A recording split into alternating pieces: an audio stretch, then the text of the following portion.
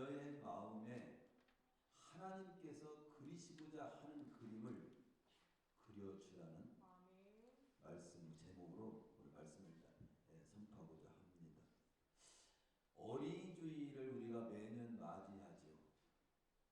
그러나 이를 단순한 행사로 이렇게 보내면 안 됩니다. 어린이 주일의 의미가 어디 있을까요? 우리 그리스도인들이 하나님 앞에서 자녀들을 바로 키우려면 어떻게 해야 할지를 하나님 앞에서 한번 적어도 이런 주일에 진지하게 생각해 보는 날이라고 하는 데서 의미가 있겠습니다. 구약의 삼손의 아버지 마누아처럼 하나님 이 아이를 어떻게 기르우며 우리가 그에게 어떻게 행해야 합니까? 오늘 우리도 하나님께 그렇게 어떻게 자녀를 키워야 할지를 물어야 합니다. 그렇게 묻는 마음으로 오늘 말씀을 들으시기를 바랍니다. 그 말씀에서 이렇게 키워라, 그런 답을 좀 들었으면 좋겠습니다. 그런 답에 해당되는 말씀으로 제목을 그렇게 붙인 겁니다. 자녀의 마음에 하나님께서 그리시고자 하는 그림을 그려줘라. 인생의 삶 중에서 귀한 일이면서도 내 마음 내 뜻대로 안 되는 일 중에 하나를 꼽으라고 한다면 많은 분들이 말합니다. 서슴없이 말하는 것이 자식 농사라고 그래요. 그럼에도 불구하고 하나님은 이렇게 내 마음대로 잘 안 되는 그런 어려운 숙제, 자식 농사를 누구에게 맡겼냐? 우리 부모에게 맡겼다 이 말입니다. 그래서 아까 교동문에서도 우리가 읽은 것처럼 에베소 6장 4절에 보면 주의 교환과 훈계로 양육하라 맡겼습니다. 우리 마땅히 행할 일을 아이에게 가르쳐라. 그렇게 우리에게 하나님께서 우리에게 부모에게 맡겼습니다. 그래서 오늘 어린이주일을 맞이해서 우리 부모들이 어떻게 그러면 하나님이 기대하시는 하나님께서 그리시고자 하는 그림을 백지 같은 우리 어린 자녀들의 마음에 어떤 그림을 그려줄까? 바로 그 네 가지의 그림을 그려주라는 말씀으로 오늘 나머지 시간을 쓰겠습니다. 첫 번째는 오늘 전도서 12장 1절에 있는 말씀처럼 너는 청년의 때 너의 창조주를 기억하라. 꼭 청년이 돼야 기억하라는 말이 아니고 바로 할 수만 있으면 빨리 하나님을 기억하고 살으라는 건데, 이 말씀을 좀 다르게 표현해서 우리 아들들로 하여금, 아들딸들로 하여금 하나님의 존재하심을 믿고 그분을 경외하며 살아야 함을 마음에 그려주라는 겁니다. 조금 다르게 표현하면 하나님을 알아보고 하나님을 경외하는 자녀로 키워야 한다 이거예요. 하나님을 알아보고 하나님을 경외하며 사는 것은 왜 중요하냐? 그게 인간의 본분이라고 전도서 12장 13절은 밝혀줍니다. 일의 결국을 다 들었으니 하나님을 경외하고 그 명령들을 지킬지어다. 이것이 모든 사람의 본분이니라. 그래서 우리 자녀로 하여금 인간의 본분을 알고 살도록 해야 한다는 거죠. 그렇습니다. 하나님은 존재하실 것이다가 아닙니다. 추측이 아니에요. 상상이 아니라 반드시 존재한다는 사실을 확신하고 믿고 그 하나님을 경외하며 그분이 기뻐하시는 삶을 살도록 마음에 새겨줘야 합니다. 야고보서 2장 19절에 보면 귀신도 하나님의 존재를 믿는다고 했어요. 안다고 했어요. 그러나 귀신은 하나님의 존재를 알지만 경외하지는 않아요. 우리 자녀들이 하나님의 존재를 믿지도 못하고 알지 못한다. 그럼 귀신만도 못한 거예요. 귀신보다는 나아야지. 하나님을 알아보고 살도록 해야죠. 하나님이 계십니다. 그리고 귀신은 하나님은 알아봐. 하나님은 계신다는 것도 알아. 존재를 알아. 경외하지는 않아.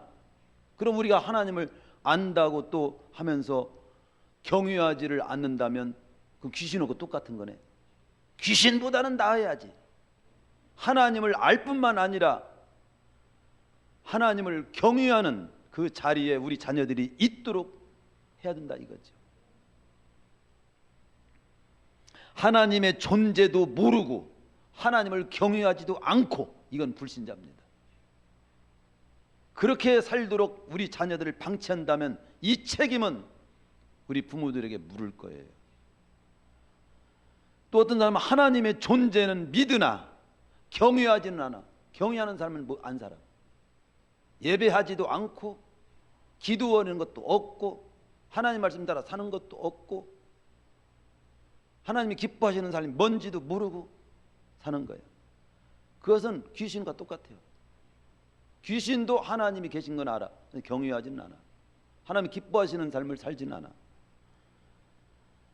우리는 어떻게 해야 돼요? 하나님의 존재도 믿고 하나님을 또한 경외하며 사는 삶도 살고 그렇게 우리 자식들을 가르쳐야 된다 이거죠.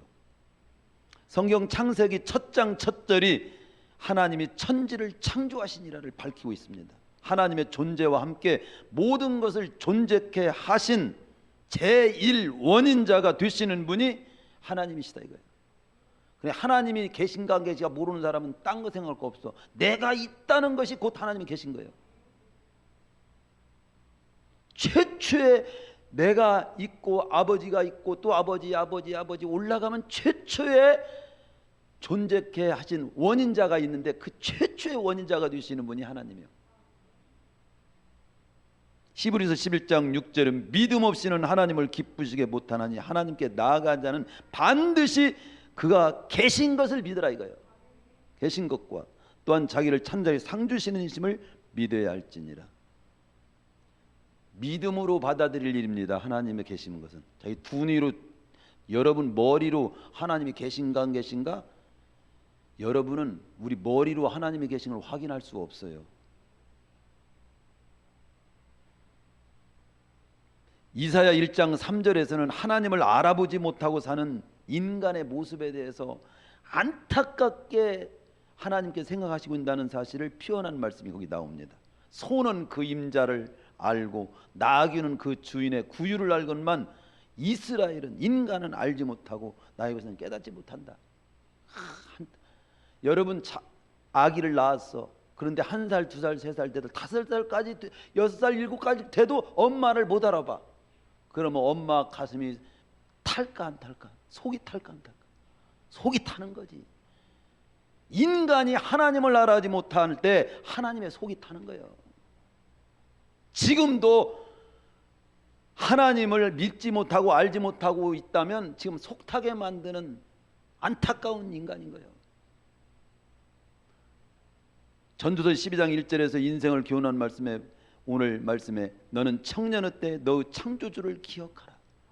곧 공고한 날이 이르기 전 아무 낙이 없다고 할례가 가깝기 전에 해와 빛과 달과 별들이 어둡기 전에 비뒤의 구름이 다시 일어나기 전에 그리하라. 최고로 먼저 우리 아기 자녀들의 마음에 그려줄 새겨줘야 될 최고로 먼저 하나님이 계신단다. 그 하나님이 기뻐하시는 삶을 너는 살아야 돼. 이걸 가르쳐줘야 된다는 것을 성경에서 보여주고 있는 겁니다.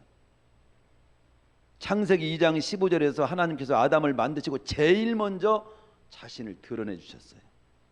여호와 하나님이 16절에 보면 여호와 하나님이 그 사람에 명하이르시되 동산 각종 나무의 실과는 먹되 선악을 알게 한 나무의 실과는 먹지 말라. 먹으면 죽는다 하면서 하나님께서 나타나셔서 그렇게 보여주셨습니다. 지금 이 땅에는요 부모가 있는 아이도 있고요, 부모가 없는 아이도 있고요, 한쪽 부모가 없는 아이가 있고, 천차만별의 아이가 있고, 내 자신도 거기에 어떤 상황에 속한 내 자신일 수가 있어요. 그러나 분명한 것은 이 땅에 지금 살아가는 가운데서 양쪽 아빠도 있고 엄마도 있고, 또 한쪽에 엄마는 있고 아빠는 없고, 아빠는 있고 엄마는 없고 있을 수 있어. 그러나 분명한 것은 어떤 처지에 있는 아이라도 하나님을 알아보고 경외하는 자들로만 키우면 그들은 절대 잘못되지 않고 잘 된다. 이 사실을 확신하시기를 축원합니다. 세상 사람들은 한쪽 부모가 없으면 잘못되는 걸로 알고 있어. 부모가 다 있어도 잘못되는 사람 많아. 그게 문제가 아니야. 부모가 서령 한쪽이 없고 한쪽이 있고 둘 다 없고 그럴지라도 성경으로 보면 하나님을 알아보고 하나님을 경외하는 자로만 키울 수 있다면 그 사람은 잘 되고 잘못되지 않습니다. 칼빈의 일생 모토는 하나님 앞에서예요. 왜 잘못되지 않냐? 하나님의 살아계심을 인정하고 경외하며 사는 아이들은 함부로 살게 돼 있지를 않아. 그러나 부모가 있어도 하나님 몰라보고 하나님 경외하지 않고 살면 그 자식은 얼마든지 잘못될 수 있어. 이 사실이 세상 사람들이 모르는 바예요. 이걸 깨달아야 되는 거죠. 가장 무서운 아이, 하나님을 몰라보고 하나님을 경외하지 않는 아들이다. 항상 제가 말해요. 아들을 유학 보내가지고 서울대 교수까지 되게 했어요. 그런데 그 아들이 유산 빨리 얻어내려고 늙은 아버지를 죽인 사건이 있었단 말이죠.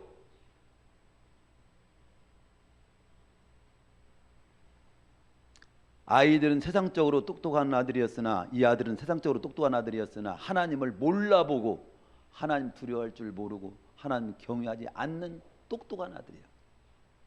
학원만 보내지 마. 세상적으로 똑똑하기만 하면 우리 아들 괜찮은 줄 알고 천만에요. 취직만 하면 되는 줄 알아? 대학교만 다 보내면 되는 줄 알아? 주일날 예배 드리도록 하시길 바랍니다. 가장 무서운 아이가 하나님을 몰라보고 세상적으로 똑똑해지는 거예요. 가장 위험한 자녀, 하나님을 몰라보고 하나님을 경외하지 않는 자녀라는 거 잊지 마세요. 사람을 죽여가지고 태워 없애는 소확장소까지 만들어 놓고 강도짓을 했던 지존파 애들이 어떤 애들이냐? 한마디로 하나님을 몰라보고 하나님을 경외하지 않는 애들이에요. 그러니까 지존파라는 말도 쓰지. 지존이라는 말은 하나님 외에는 쓸 수 없는 낱말이요. 하나님이 없고 언젠가는 죽으면 끝난다고 막 살기 때문에 막가파가 나오는 것이고 지존파가 나와서 함부로 사는 행위가 나오는 것입니다. 가장 위험한 자녀, 하나님을 몰라보고 하나님을 경외하지 않는 자녀입니다. 가장 잘못되고 타락하기 쉬운 자녀도 하나님을 몰라보고 하나님을 경외하지 않는 자녀라는 걸 알아야 됩니다. 나에게 어렸을 때 교회에 한 번이라도 나가보자고 끌어주는 사람이 있었더라면 오늘 이런 도끼로 사람을 쳐 죽이는 살인마는 내가 되지 않았을 것입니다라고 가슴을 찢으며 통곡했던 사람이 있었는데 그게 고재봉이라는 사람이에요. 하나님을 알아보고 경외하는 자로 살았더라면 자신이 살인마가 되지는 않았을 것이라고 하면서 자신을 하나님을 알아보고 하나님을 경외하는 자로 살 수 있도록 이끌어주는 사람이 단 한 사람도 없었다. 못 만났다 이거예요. 우리 주의 어린이들을 여러분 만나면 이끌어주고 교회 가자고 해야 합니다.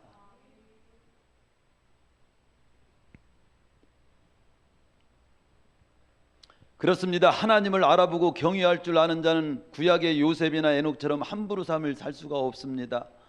에녹은 하나님의 존재하심과 그 하나님이 최후의 자신의 삶을 평가한다는 사실을 기억하면서 살았기 때문에 함부로 살지 않고 300년 동안 하나님과 동행한 줄로 믿습니다. 악이 행해지는 곳을 가만히 살펴보면요, 하나님을 몰라보고 인정하지 않는 곳에서 악이 다 행해지는 거예요. 그러면 오늘 어떻게 하나님을 알아보고 경외하는 자로 키울 수 있을까요? 복잡한 그 내용은 더 자세히 다른 시간에 듣기로 하고, 간단히 말한다면 첫째는 가능한 한 빨리 교회에 내 자녀들을 발걸음을 디뎌서 하나님의 영적 분위기에 익숙하게 해야 합니다. 스퍼전 목사님의 예화 속에 그런 얘기 있잖아요. 자기가 위할머니 댁인가 위할아버지 댁에 갔는데 너무도 신기한 걸 발견한 거예요. 유리병 속에 사과가 들어있는 거예요. 큰 사과가. 입구는 조그마한데 어떻게 그 사과가 들어갔을까? 진짜 의문이 난 거예요. 나중에 물어봤더니 봄에가 아닌가 알았어요. 봄에 조그마한 사과에 사과가 조그만했을 때 그 병을 넣어서 키우는 거야. 그러니까 그 속에서 크는 거야. 그러니까 나중에 병 입구가 요만해도 속에서 큰 사과가 들어있는 거야. 여러분, 주일날 아무리 쉬는 것도 좋고 자식 봐주는 것도 좋고 학원 가서 공부하는 것도 좋고 여러 가지 귀중한 일 많이 있어도 예배드리러 나오게 하는 일보다도 귀한 일은 없어. 그것만 아시면 그 부모는 괜찮은 영적으로 깨어있는 부모입니다.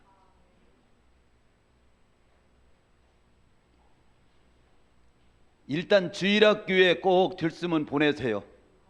학생부에 속해서 살도록 하세요. 청년부에 속해 살도록 하세요. 커서는 장년부, 형제, 여전대 속해서 신앙생활 하도록 해야 건강한 거예요. 그 교회의 프로그램이 어떻든지 상황이 어떻든지 그 교회에 그렇게 속하도록. 두 번째는 그들을 직접적으로 예수님을 구주로 정말 인격적으로 믿고 영접하도록 어떤 기회를 통해서라도 도와주고, 그래서 내세 천국 부활 영원한 상급이 있음을 가르쳐 줘야 합니다. 그리고 세 번째는 어려서부터 하나님의 말씀 안에서 하나님께서 보여주신 그 축복의 원리를 따라서 살도록 이끌어줘야 되는 거예요.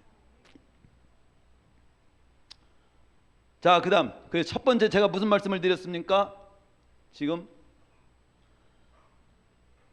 하나님을 알아보고 경외하는 자녀로 살도록 가르쳐줘야 된다. 그런 그림을 그려줘야 돼요. 하나님이 그 기대하시는 그림이에요. 어떤 그림을 그려주냐? 마음에, 백지 같은 마음에 아무 그림이나 붓으로 그리면 안 된다. 하나님을 알아보고 경외하는, 그런 경외할 줄 아는 자로 그림을 그려줘라. 그림을 그려라, 마음에. 두 번째는 한마디로 주 안에서 자신이 얼마나 중요한 존재인지, 그 존재인지를 인식하게 하라. 여긴 조금 어렵지요. 자녀의 마음에 주부에다가 바탕에 분명한 자기 존재 목적, 존재 의미, 존재 가치를 그려줘야 합니다. 쉽게 말해서 오늘 특송 잘했어. 사랑받기 위해 태어난 자. 그 찬양을 사실 부르고 싶었어. 그런데 특송에서 아주 잘했습니다. 자기가 얼마나 우리 자녀들이 귀중한 존재인지 그냥 단순하게 한번 말해볼게요. 성경에서는 이 자신이 얼마나 귀한 존재인지를 알고 살도록 자녀가, 그거 정말 자녀들을 네가 얼마나 귀한 존재인가를 정말 잘 인식시켜줘야 됩니다. 그런데 자 보세요. 얼마만큼 귀한 존재냐. 우리 한 생명이라고 하는 것은요, 천하보다도 귀하다고 했어요. 천하보다도 귀한 존재, 우리의 생명, 인생이야. 그리고 특별히 인간은, 우리 하나님께서 보여주시는 인간은 하나님 다음으로 존귀한 최고의 존재야. 하나님 다음으로 존귀한 존재가 귀한 존재가 바로 우리 인간입니다. 그래서 창세기 1장 28절에도 보면 그 인간에게 다 맡겼잖아요. 충만하라, 정복하라, 다스리라. 인간을 최고의 존재로 만들었다면 최고의 존재. 하나님 다음으로 최고의 존재예요. 천하 우주 만물보다도 더 귀한 존재, 한 생명이. 그리고 하나님 다음으로 최고의 존재예요. 그것만 생각해도 얼마나 귀한 존재입니까? 그리고 또 하나 말씀드려 볼게요. 영원 전부터 앞으로 영원까지 나와 같은 존재는 없어. 그것만 생각해도 얼마나 귀한 존재입니까? 키가 작다고? 몸이 뭐 어떻다고? 그것은 비교할 수가 없어. 어떻게 생겼든지 간에 그 누구도 비교할 수 없는 영원 전부터 영원까지도 나 같은 인간은 단 두 사람도 없어. 그거 하나만 해도 얼마나, 그거 하나만 해도요, 그 값을 부르는 대로 그 값이 비싼 거예요. 그리고 우리는 구원받은 백성이에요. 이 구원받은 백성은 진짜 얼마나 중요한지 몰라.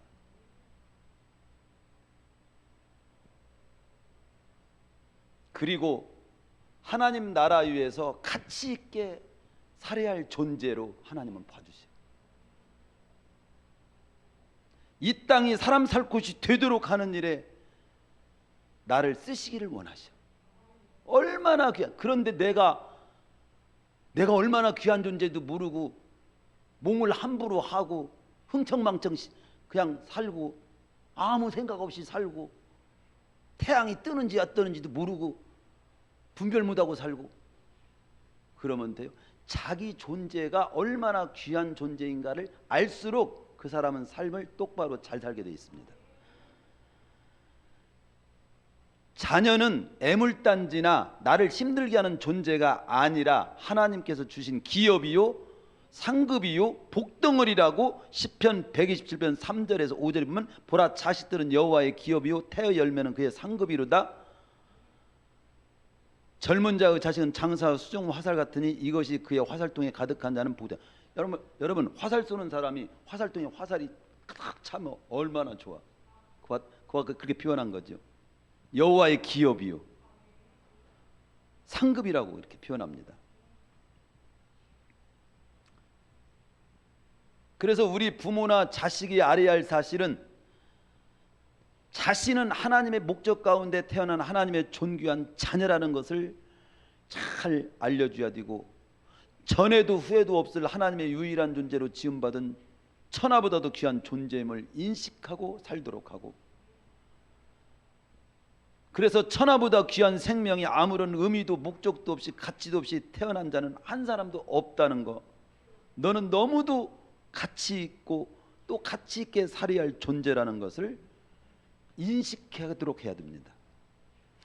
그 교육부 장관을 지낸 서울대학교 교육학과 문용린 교수가 그렇게 자신이 얼마나 가치 있는 존재인지를 생각할 줄 아는 힘이 있는 그것을 그분은 자기 성찰력이 있는 자라고 그랬어요. 자기 성찰력. 이 성찰이라고 하는 건 뭡니까? 어떤 마음가짐을 가질 곰곰이 살피는 것을 성찰이라고 합니다. 근데 더 나아가서 자기 성찰력이라고 하는 표현을 그분이 쓸 때는 자기가 얼마나 가치 있는 존재인지를 생각할 줄 아는 힘. 뭐가 그렇게 중요하냐? 자기가 얼마나 중요한지를 아는 사람은 삶도 잘 산다는 거예요.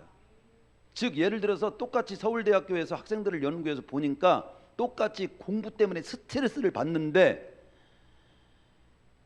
한 학생은 스트레스를 잘 다스리면서 소화하면서 이겨내면서 다시 책을 집어들고 도전하는 거야. 근데 어떤 학생은 스트레스를 이겨내지 못하고 그냥 좌절해버려. 에이 아무렇게나 살아버리지 뭐.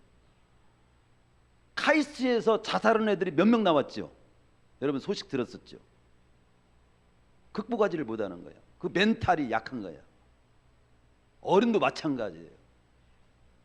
왜 그렇습니까? 뭔 차이냐? 보니까 바로 자기가 얼마나 가치 있는 존재인지를 생각할 줄 아는 자는 멘탈이 강하더라는 거예요. 근데 자신의 가치를 모르고 누가 알아줄 것도 없고 알아줄 필요도 없고 나는 별 볼 일 없는 사람이고, 이런 멘탈이 약한 애는 도전력도 약하고 스트레스를 극복해 보려고도 하지도 않고 그런다는 거예요. 그렇기 때문에 우리 자녀들이 네가 얼마나 귀한 존재인지 알아? 이걸 심어주는 것은 굉장히 정말 하나님의 눈으로 너는 사랑받기 위해 태어났고 사랑받으면서 자라야 되고, 그리고 너도 나중에 사랑하면서 네가 있는 곳이 사람 살 곳이 되게 하는 역사를 이루면서 가치 있는 존재로 너는 살아야 될, 이 땅을 그냥 살면 안 될, 흥청망청 그러고 생각 없이 살면 안 될 그런 너야. 이것이 진짜 마음에서 부모들이 뜨거워야 되는데, 잠은 자는 대로 놔두고 방황은 방황한 대로 놔두고, 부모님이 정말 여기 와서 피토하면서라도 기도하면서 네가 얼마나 귀한 존재인데 이러면서 기도해, 한나처럼 기도해야 되는데, 주여 삼창을 해도 목사님만 혼자 하고,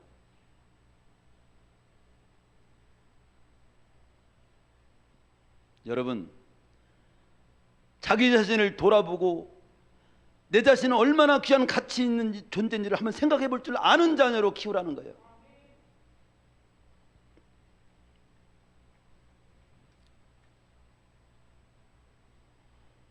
세 번째로 넘어갑니다. 우리 자녀에게 어떤 그림을 그려주고 어떤 걸 가르쳐줘야 할 것인지. 거기에 주부에는 제가 하나님의 법, 삶의 규칙을 그들의 마음에 심어줘야 합니다. 고상하게 표현했지만 딴 거 없어요. 어떻게 하면 하나님의 말씀, 성경이 삶의 기준이 되도록 가르쳐줘야 합니다. 이 기준이 없이 살면 그게 잘못 사는 것이고 그게 죄예요. 성경이 기준이 되어 살도록, 자기 감정이 기준이 되고 세상 풍조가 기준이 되고 취미가 기준이 되고 돈이 기준이 되고 세상 명예가 기준이 되고 취직이 기준이 되고 그런 거 다 중요합니다. 그러나 말씀이, 성경 말씀이 기준이 돼서 취직도 또 공부도 명예도 모든 것도 다스리면서 살아갈 수 있어야 돼요. 하나님께서는 인간을 창조하시고 제일 먼저 하신 일이 인간이 지켜야 할 분명한 삶의 규칙이었어요. 창세기 2장 16절에 보면 여호와 하나님이 그 사람에게 명하여 이르시되 동산 각종 나무 열매는 네가 임으로 먹되 선악을 알게 하는 나무의 열매는 먹지 말라. 네가 먹는 날은 반드시 죽으리라. 그런데 이 규칙을 기준이 없이 무시하고 살은 결과 에덴 동산에서 쫓겨나고 죽음에 이르고 마귀에 휘둘려서 인류가 바로 망하게 된 거 아닙니까? 이것은 인간은 하나님의 법, 삶의 기준, 하나님이 제시한 기준, 규칙이 없을 때 파멸하게 된다는 원리를 창세기에서 보여주는 거예요. 박사학위를 5개나 가진 분이 있었는데 공무원이라고 40이 넘게 세월을 다 보냈어. 그래서 이제 정말 어디 취직이 된 거지요. 귀한 자리에. 그런데요, 첫 출근길에 신호 위반을 해가지고 그냥 빨간불 켜졌는데도 그냥 지나가가지고 쳐 죽었어. 40살이 넘도록 공부한, 그리고 박사학위 5개 받은 거, 빨간 신호등 때는 가지 말고 파란 신호등 때 가야 한다는 이 단순한 규칙을 무시해서 그동안 모든 것이 한순간에 명예고 지식도 잘난 것이고 한순간에 물거품이 되고 그냥 끝났어. 기준이 중요한 거예요. 그냥 막 살게 놔두면 안 됩니다. 기준이 있어야 돼요. 성경을 캐논이라고 그래요. 기준. 우리 자녀들 바로 기준이 되도록, 기준이 바로 성경을 기준이 되어 살도록. 신명기 6장 6절 7절에서 그렇게 하잖아요. 오늘 내가 네게 명하는 이 말씀을 너는 마음에 새기고 네 자녀에게 부지런히 가르치며 집에 앉았을 때든지 길을 갈 때든지 누워 있을 때든지 이 말씀을 강론할 것이며. 여기 자녀들에게 하나님의 법을 가르치라고 하는 것은 여기 부모입니다. 부모를 가르치는 거예요. 부모. 그리고 자녀에게 가르치기 전에 부모가 먼저 마음에 새기고 삶의 모분을 부여해야 돼. 이 말은 지금 우리가 듣는 말을 자녀들에게만 가르치라는 겁니까? 우선 부모된 우리는 먼저 그런 그림을 확실히 새기고 그런 삶을 살기를 분투하면서 자녀들에게도 그렇게 가르쳐야지. 이건 다 지금 자녀들을 들으라고 부모들이 가르치라고만 들을 소리가 아닙니다. 이게 전체 우리가 다 똑같이 이 그림을 가지고 그려가지고 살아야 될 말씀이죠. 그렇죠? 아이들은요, 고민거리들이 많대요. 아이들이 그런데 가장 많이 영향을 받는 요인을 정리해 보니까 첫 번째가 부모를 통해서 영향을 가장 많이 받는다는 거예요. 부모가 사람을 대하는 태도, 자기도 그렇게 똑같이 한다는 거예요. 그 개가 있죠, 개, 바닥개. 개가 이렇게 갑니다. 이렇게 옆으로. 개는 앞으로 안 가잖아. 옆으로 이렇게 막 가요. 근데 자기 자식에게는 너는 앞으로 가라 그런데. 근데 그 개가 결국 옆으로 가, 자기도. 왜냐하면 자기 엄마나 부모가 그렇게 옆으로 가니까 그렇게 간다는 거예요.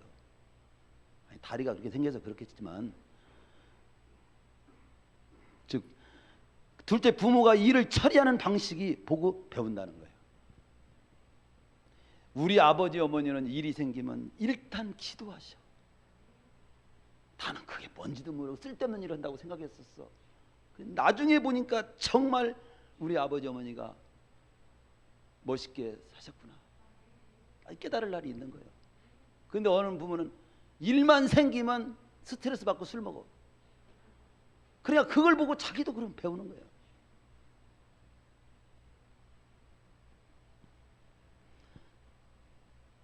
부모가 사람을 대하는 태도를 영향을 받고요, 부모가 일을 처리하는 방식을 보고 영향을 받고요, 그리고 진로에 대해서 그들이 고민이 많고요, 학교 성적이 그 다음에 많이 차지하고요, 친구관계 많이 흔들리고요, 그 다음에 외모에 대해서 굉장히 신경 쓰고요, 이러고 이제 성격, 성질이 나중에 제일 마지막에 많이 이게 신경 쓰는 부분이라고 그래요.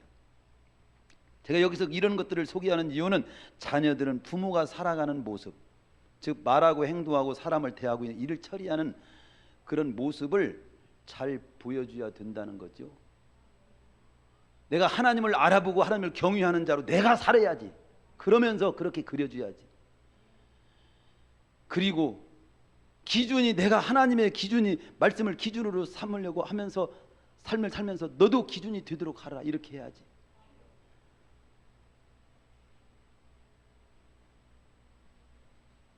자기가 얼마나 내가 귀한 존재인지 이걸 인식하고 살면서 너도 얼마나 귀한 존재 알아야 돼. 우리는 함부로 살 사람이 아니야. 이 세상 그냥 먹고 마시고 즐기고 그냥 끝나게 돼 있지를 않아. 그러면서 너무나도 귀한 한 번의 생애를 살아가는 거란다. 그러면 나도 그렇게 살기를 힘쓰고 자녀들에게도 그렇게 진심 마음을 담아서 해주고, 마지막, 거기에 마지막에 주부에는 제가 뭐라고 썼습니까? 인생의 분명한 목적을 그려줘야 합니다. 자녀가 무엇을 위해서, 왜 존재하는지, 자기는 어떤 일에 필요한 존재로 살아야 하는지 목적을 분명히 이해하고 살 수 있도록 분명한 목적을 그려줘야 된다 이거예요. 창세기 4장 26절에 보면요, 셋도 아들을 낳고 그의 이름을 에노스라고 하였으며 그때 비로소 사람들이 여호와 이름을 불렀더라. 이 말은 깊은 의미가 조금 들어있어요. 무슨 말이냐면, 에노스를 보통 명사로 쓸 때는 죽을 수밖에 없는 존재라는 뜻을 지닙니다. 즉 이 말을 좀 풀이하면 그런 거예요. 죽을 수밖에 없는 존재라는 것을 그가 인식했을 때 비로소 하나님을 찾았다, 그런 뜻이에요. 사람들이 자신이 죽을 수밖에 없는 존재임을 자각할 때 비로소 하나님을 찾게 된다는 교훈이 들어있는 문장입니다.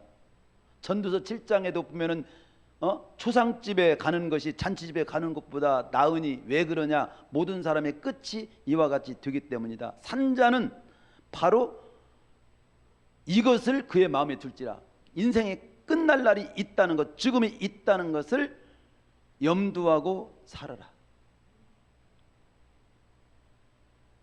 결국 이 땅은 끝날 때가 있으며 이 땅의 삶은 하나님을 부르면서 찾으면서 살아가야 하는 존재며 그 하나님의 영광을 위해서 살아야 할 존재임을 자각하고 내가 무엇을 하든지 하나님의 영광을 위해서 살고 그리고 나는 이 부분을 이런 나에게 주어진 달란트라든가 은사를 통해서 이렇게 하나님이 기뻐하시는 삶을 살고 사람들에게 이렇게 유익한 존재로 살다가 가야 할 존재구나. 바로 이것을 가지고 살도록 인생에 자기는 왜 존재하는지 어떤 목적을 위해 살아야 되는지를 잘 알려주라는 겁니다. 육하 원칙으로 어떤 분은 자기 인생을 한번 생각해 보라고 했어요. 어디서 언제 여러분 10년 후에 나는 어떻게 생각할까 한번 생각해 보세요. 언제 어디서 내가 무엇을 하며 어떻게 살 것인지 바로 생각해 보라 이거지. 그런데 이렇게 삶을 이렇게 인생의 분명한 목적을 생각할 때 각자에게 하나님 모든 자녀에게 영광 받으시길 원하지만 획일적으로 똑같이 하는 일을 똑같은 일로 해갖고 이 영광을 돌리며 살도록 하지 않았어요. 각자에게 정치, 경제, 사회, 문화, 과학, 예술 등 각 분야에 각기 맞는 달란트를 다 주셨어. 각자에게 주신 은사를 가지고 하나님께 영광을 돌리며 살아가면 되는 거예요. 옛날 중국에 제가 언젠가도 말씀드렸지만 곽탁타라는 사람이 있어. 곽탁타 이름이 참 발음하기 어려워. 이분은 나무를 가꾸는 솜씨가 뛰어난 사람이에요. 많은 사람들이 옆에서 보고 그대로 신용을 내보기도 했지만 곽탁타만큼 나무를 잘 자라게 하지를 못해요. 우리 박생희 권사님이나 조명석 권사님은 이런 화분을 잘 키워.